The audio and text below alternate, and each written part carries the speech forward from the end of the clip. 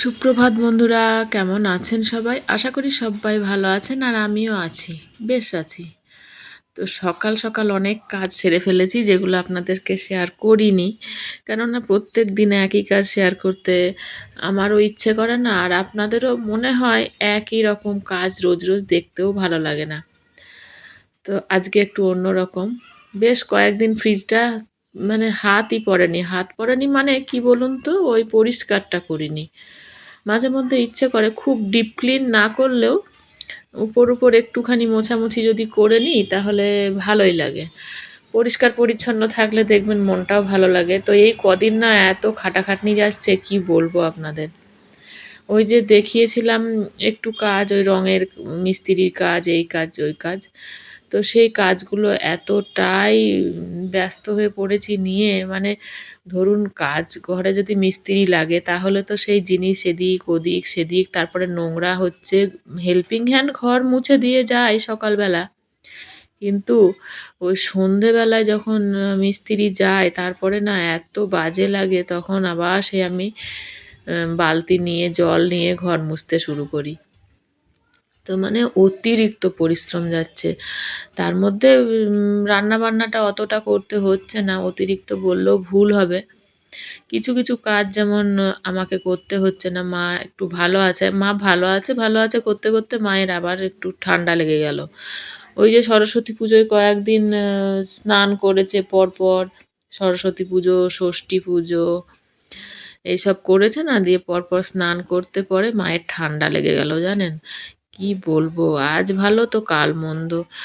তো তাই ঠান্ডা লেগেছে, ওষুধ টষুধ খাচ্ছে। এখন তো আর হুট করেই ডাক্তারের কাছে নিয়ে যাওয়া যায় না, প্যারাসিটামল সিরাপ ঘরে যেগুলো চলে সেগুলো দিয়েই চালিয়ে নিচ্ছি। যদি এটাতে ঠিকঠাক হয়ে যায় তারপরে গার্গেল করছে, অনেক রকমই ব্যবস্থা ঘরে রাখা আছে। তো সেগুলোও মা করছে, ঠিকঠাকই করছে। দেখা যাক, 2-3 দিন তো লাগবেই এই ঠান্ডা লাগাটা সারতে। তো সেই আর কি, মা রান্নাটা করছে আর মেয়েও আছে, সব কিছু মিলিয়ে মিশিয়ে চলছে আমার। আর আমি এই ঘরের কাজে এতটাই ব্যস্ত হয়ে পড়েছি, ওই পরিষ্কার পরিচ্ছন্ন নিয়ে। এই ঘরটাই ধরুন যখন কাজ হচ্ছিল, সেই ফ্যান থেকে আলমারির মাথা থেকে যাবতীয় সব কিছু অনেক পরিষ্কার, কিন্তু সব কিছু তো আর শেয়ার করা হচ্ছে না আপনাদের সাথে। সব সময় ফোন ধরে বসে থাকা হয় না, ভুলে যায় কাজ শেষের মুখে, তখন মনে পড়ে যে ইস এইটা শেয়ার করলাম না, এটা করলে ভালো হতো, ওটা করলে ভালো হতো।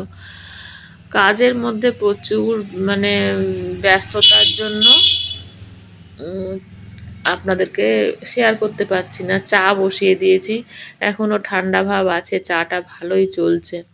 প্রত্যেকেরই আমাদের আছে সবটা, আপনারা যারা দেখেন তারা জানেন, এটা আর নতুন করে বলতে হবে না। তো এইটা খাওয়ার পরেও না বেশ খিদে পেয়ে যাচ্ছে, কি যে করব, আবার কি খেয়েছিলাম সেটা শেয়ার করে নিও।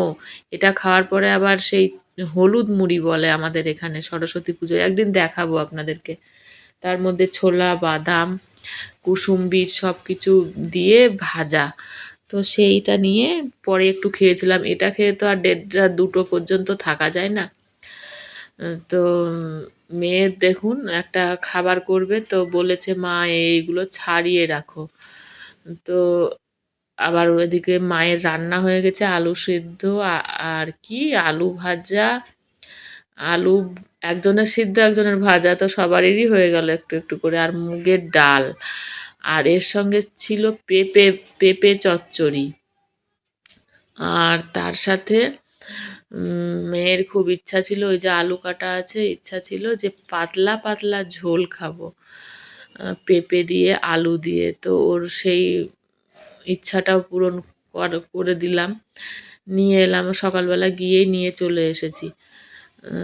তো এই দেখুন পেঁয়াজ রসুন সব কেটে মাকে গুছিয়ে দিয়েছি, মাকে সবজিটা কাটতে দিচ্ছি না, অতটা তো পাচ্ছেন মানে, করলেও অতটা বেশি না করতে দেওয়াই ভালো।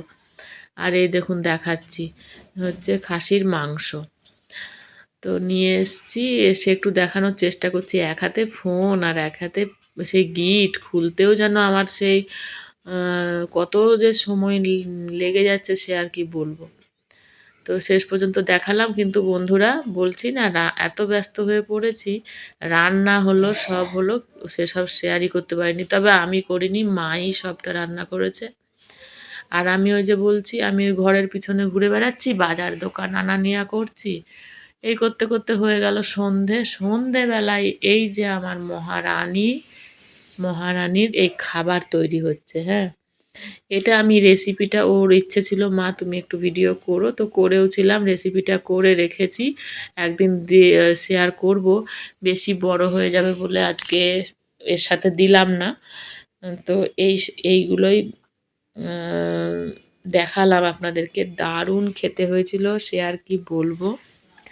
এখনই বলতে বলতে আমার জিভে জল চলে আসছে। তো মাও খেলো, মায়েরও খুব ভালো লেগেছে। আর নিজের মেয়ে বলে বলছি না, ওর হাতের রান্না, ও কখনো ওকে রান্না করতে দিইনি সত্যি কথা বলতে, তো এত সুন্দর করে না, দারুণ। কোনোদিন যদি খাওয়াতে পারি আপনাদের কাউকে, বুঝতে পারবেন। আমার মেয়ের তো ভালো আমি বলবোই। তো ঠিক আছে, আজকে আসি, সবাই ভালো থাকবেন, সুস্থ থাকবেন, সাবধানে থাকবেন। আর দেখা হবে নতুন কোনো ভিডিওতে, নতুন কিছু নিয়ে আপনাদের সামনে হাজির হয়ে যাব। লাইক করে দেবেন বন্ধুরা, দেখতে দেখতে শেষের মুখে এসে গেছি। সাবস্ক্রাইব করতে ভুলবেন না। টাটা সবাইকে।